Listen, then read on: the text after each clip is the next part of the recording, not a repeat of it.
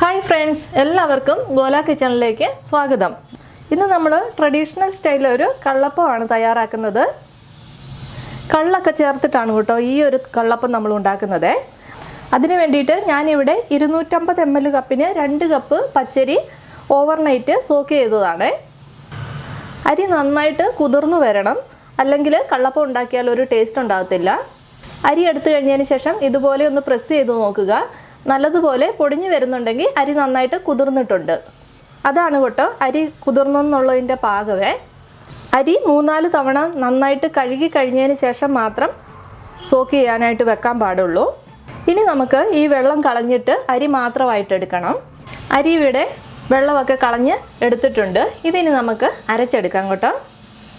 അരി അരയ്ക്കുന്നതിന് വേണ്ടിയിട്ട് ഞാനിവിടെ വലിയൊരു മിക്സിയുടെ ജാറെടുത്ത് വെച്ചിട്ടുണ്ട് കേട്ടോ. അതിലേക്ക് നമ്മുടെ അരി ചേർത്ത് കൊടുക്കാം. 2 തവണയായിട്ടാണ് അരയ്ക്കുന്നതെങ്കിൽ ആ ഒരു രീതിയിൽ അരച്ചെടുത്താൽ മതി. ഇതിലേക്ക് നമ്മൾ കപ്പ് കാച്ചി ചേർക്കുന്നൊന്നുമില്ല കേട്ടോ.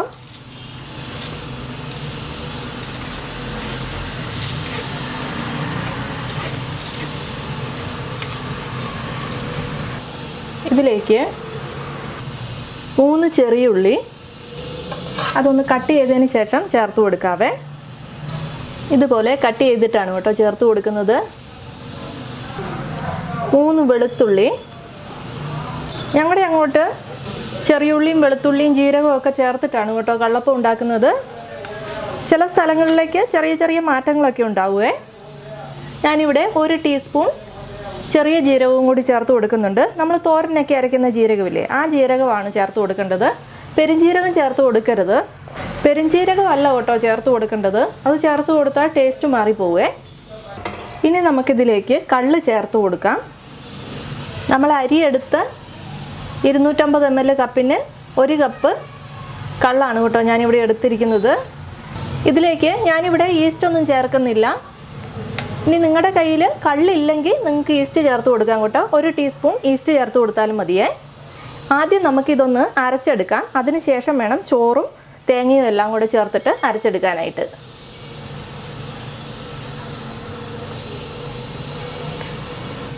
ഞാനിവിടെ അരി ഉള്ളി എല്ലാം കൂടെ ചേർത്ത് അരച്ചെടുത്തിട്ടുണ്ട്. ഇത് കുറച്ച് തിക്കായിട്ടാണ് ഇരിക്കുന്നത്. ഇനി ഇതിലേക്ക് നമുക്ക് ചോറും തേങ്ങയൊക്കെ ചേർത്ത് അരയ്ക്കാനുള്ളതാണ്. ആ സമയത്ത് വെള്ളം ചേർത്ത് കൊടുക്കണേ. ഈ ഒരു ചെറിയൊരു തരിയോട് കൂടി വേണം അരച്ചെടുക്കാനായിട്ട്. ഇത് കണ്ടില്ലേ, ചെറിയൊരു തരി. ഈ ഒരു തരിയോട് കൂടി വേണം അരച്ചെടുക്കാനായിട്ട്. കപ്പ് കാച്ചുന്നതിന് പകരം ഞാനിവിടെ ചോറാണ് കേട്ടോ ചേർത്ത് കൊടുക്കുന്നത്. 3/4 കപ്പ് മുതൽ 1 കപ്പ് വരെ ചോറ് ചേർത്ത് കൊടുക്കാം. ഞാനിവിടെ 1 കപ്പ് ചോറ് ചേർത്ത് കൊടുക്കുന്നുണ്ട്. നമ്മുടെ ചോറ് ഒരുപാട് ഒട്ടുന്നതൊക്കെ ആണെങ്കിൽ 3/4 കപ്പ് വരെ ചേർത്ത് കൊടുത്താൽ മതി കേട്ടോ.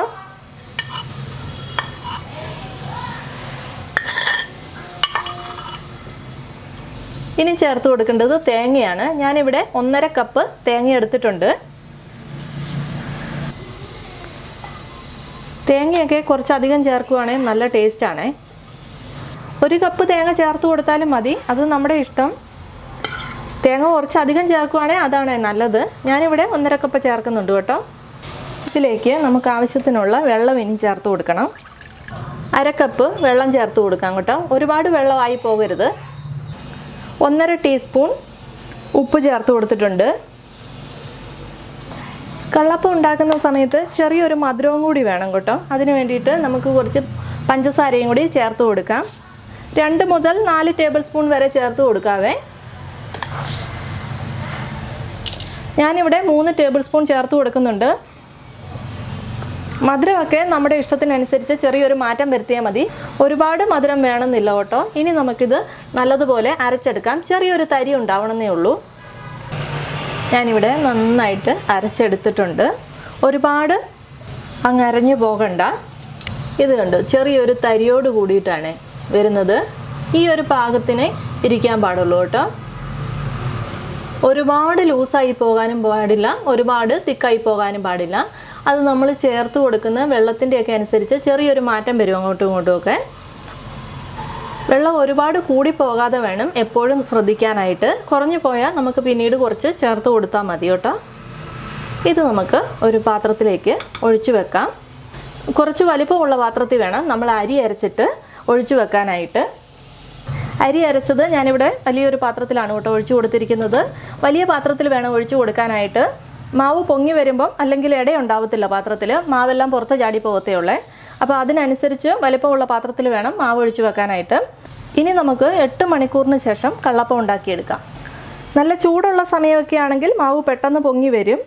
തണുപ്പൊക്കെ ആണെങ്കിൽ കുറച്ചും കൂടി സമയം അധികം എടുക്കും കേട്ടോ. അത് നമ്മുടെ ക്ലൈമറ്റിനനുസരിച്ച് ചെറിയൊരു മാറ്റമൊക്കെ ഉണ്ടാവുമേ. നമ്മുടെ മാവൊക്കെ ഇവിടെ നന്നായിട്ട് പൊങ്ങി വന്നിട്ടുണ്ട്. ഈ ഒരു പാകത്തിന് ഇരിക്കണം കേട്ടോ. ഒരുപാട് ലൂസായി പോകാനും പാടില്ല, ഒരുപാട് തിക്കായി പോകാനും പാടില്ല. ഈ ഒരു സമയത്ത് ഉപ്പ് നോക്കുക. ഉപ്പ് കുറവാണെങ്കിൽ കുറച്ചും കൂടി ചേർത്ത് കൊടുക്കണം. എനിക്കിവിടെ ഉപ്പ് കുറവാണ്, ഞാൻ കുറച്ച് ഉപ്പും കൂടി ചേർത്ത് കൊടുക്കുന്നുണ്ടേ.